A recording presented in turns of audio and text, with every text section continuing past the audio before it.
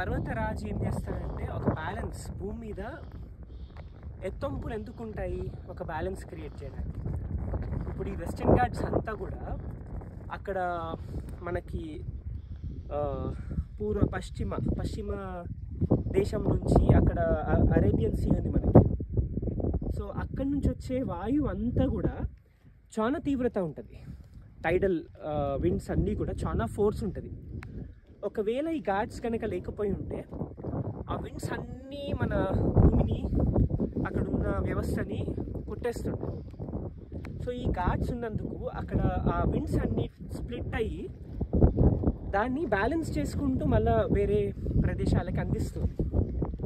అంతేకాకుండా ఆ విండ్స్లో high power ఉంటుంది, హై ఎనర్జీ ఉంటుంది. ఇప్పుడు మనము విండ్ మిల్స్ తయారు చేసుకుంటాం కదా, సో క్యాప్చర్ చేస్తాం. సో ప్రకృతిలో హిల్స్ అనేది విండ్ని క్యాప్చర్ చేసి ఆ ఎనర్జీని మళ్ళీ డిస్ట్రిబ్యూట్ చేస్తుంది.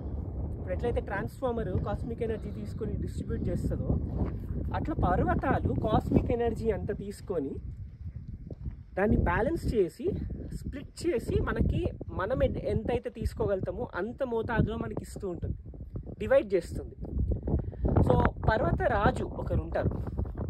ఆ పర్వతాలని పాలించే ప్రదేశంలో ఒక రక్షక భటులు ఉంటారు. సో ఇప్పుడు ఇక్కడ చూస్తే ఒక స్తూపం ఉంది. సో ఇది వీరభద్రస్వామి ప్రతీక.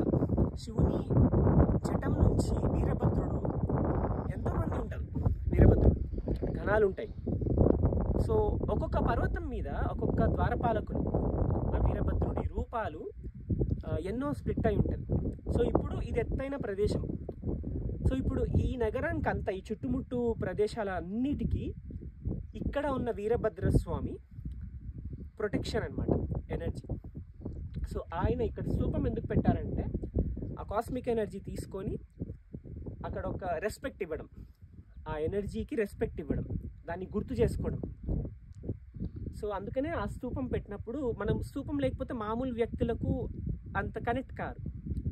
సో ఒక స్తూపం పెట్టినప్పుడు అదే ఇదేదో దేవుడు ఉన్నాడు, ఒక ప్రదేశం, రెస్పెక్ట్ ఇవ్వాలి. అదే ఎనర్జీ కనెక్ట్ అయిన వాళ్ళకి ఇదంతా ఏం అవసరం లేదు. కానీ మామూలు వ్యక్తులకి ఒక ఐడల్ అనేది కావాలి దాన్ని గుర్తించడానికి.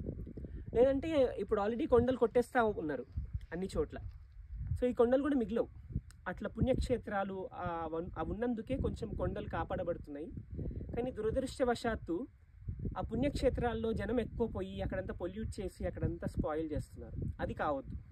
సో ఎక్కడన్నా వెళ్తే కూడా అక్కడ ఎనర్జీని తీసుకోవాలి, మనం ఎనర్జీస్ కావాలి, రెస్పెక్ట్ ఇవ్వాలి, వచ్చేయాలి.